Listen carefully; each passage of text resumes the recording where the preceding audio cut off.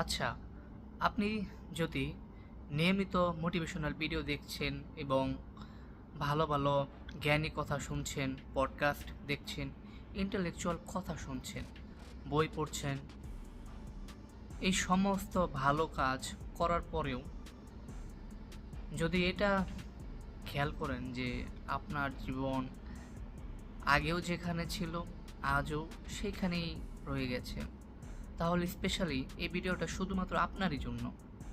আজকের ভিডিওতে আমরা কথা বলবো সোশ্যাল মিডিয়াতে ঘুরে বেড়ানো মোটিভেশনের নামে যেসব গার্বেজ কন্টেন্ট রয়েছে সেগুলো কনজিউম করার ফলে আমাদের গ্রো করার যে শক্তি, যে ইচ্ছা, সেটা আমরা নিজেরাই কিভাবে বাধাগ্রস্ত করছি সেই বিষয়টিকে নিয়ে। দেখুন ভাই, মোটিভেশন আসলেই খুবই ভালো জিনিস, কিন্তু মোটিভেশনের ডোজটা যদি অতিরিক্ত হয়ে যায় তখন কিন্তু সেটা আর আসলে মোটিভেশন থাকে না। মোটিভেশন সেইটা না যেটা শোনার পর আপনি খুবই আনন্দ ফিল করবেন কিন্তু কোনো স্টেপ নেবেন না, সেটা আসলে মোটিভেশন থাকে না।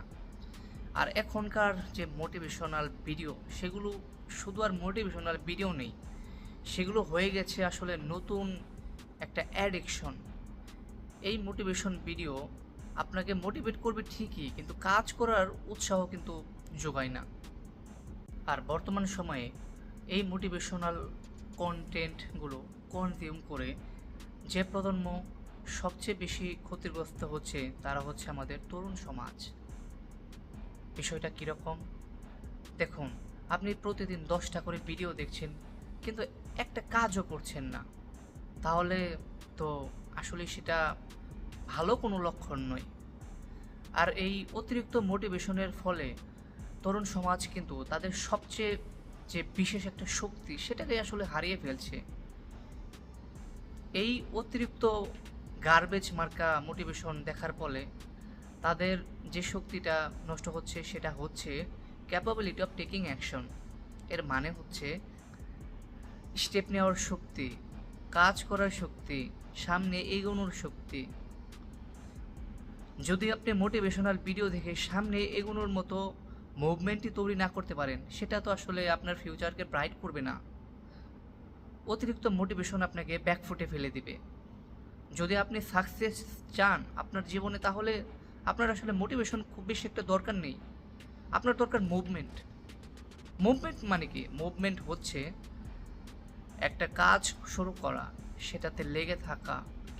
হ্যাঁ, মন বলবে ভালো লাগছে না, কিন্তু ছোট ছোট স্টেপ নিয়ে সেই কাজটাকে শেষ করা, নিজের ভিতরে কনফিডেন্স বিল্ড করা। যদি ভিতরে কনফিডেন্স আস্তে আস্তে বিল্ড হয়, তখনই কিন্তু আসলে আপনি সামনে এগোতে পারবেন। শুধুমাত্র জ্ঞানী কথা শুনলেই জ্ঞানী ব্যক্তি হওয়া যায় না। জ্ঞানী ব্যক্তি হতে হলে যে জ্ঞান আপনি অর্জন করেছেন সেটার উপরে আপনাকে কাজ করতে হবে। ছোট ছোট স্টেপ নিয়ে সেই কাজটা যদি আপনি সম্পূর্ণ করতে পারেন, তখনই আপনি আসলে পূর্ণাঙ্গ জ্ঞানটা অর্জন করতে পারবেন এবং সামনের ফিউচারকে আরও উন্নত করতে পারবেন। শেয়ার করা আমার এই ভিডিওটা হচ্ছে সেই সব মানুষদের জন্য একটা রিকল, যারা আসলে মোটিভেশনাল কথা শুনতে শুনতে আসক্ত হয়ে গেছে। তারা এতটাই আসক্ত হয়ে গেছে, তাদের এখন এই মোটিভেশনাল কথা না শুনলে আর ভালো লাগে না।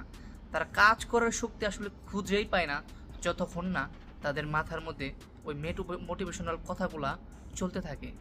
ভাই, অন্যের জীবন থেকে না মোটিভেশন নেওয়া আসলে বন্ধ করা প্রয়োজন। নিজের জীবনের দিকে তাকান। আপনি অবশ্যই নিজের জীবনের ভিতর থেকে এমন এমন কিছু অনুপ্রেরণা খুঁজে পাবেন যেটা আপনাকে অবশ্যই সামনে এগোনোর জন্য ফুয়েল দেবে। আমাদের প্রত্যেকের জীবনে কোনো না কোনো সমস্যা রয়েছে, আমাদের সেইগুলো সমাধান করতে হবে।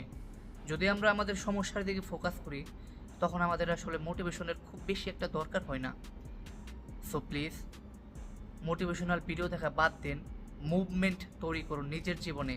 কারণ আপনার মোটিভেশন প্রয়োজন নেই, আপনার প্রয়োজন মুভমেন্ট। আর যেটা অবশ্যই আপনাকে সফল করবে, উন্নত করবে।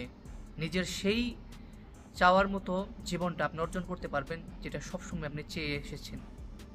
ভিডিওর সর্বশেষে আমি আসলে আপনাকে বলতে চাই, আপনি যদি এই ভিডিওটা দেখার পরও আর একটা ভিডিও দেখেন, নতুন কোনো মোটিভেশনাল ভিডিও, তাহলে এই ভিডিও থেকে আসলে আপনি খুব ভালো কিছু একটা শিখতে পারেননি। কারণ যদি আপনি শিখেন তাহলে এটা আমি আপনাকে বলতে পারি, আপনি ফোনটা এখনই রেখে দিবেন এবং ডিসাইড করবেন আসলে আপনার জীবনের গোল কি, নিজেকে আপনি কোথায় দেখতে চান, কোন জিনিসটা আপনি অর্জন করতে চান, কোন লক্ষ্যটা আপনার এখনও অপূর্ণ রয়েছে, সেটা এখনই ঠিক করে নিন এবং মুভমেন্ট নিন। নিজের জীবনে কাজ করুন, লেগে থাকুন, কারণ মুভমেন্টই আপনাকে সেই উন্নত জীবন দিতে পারে।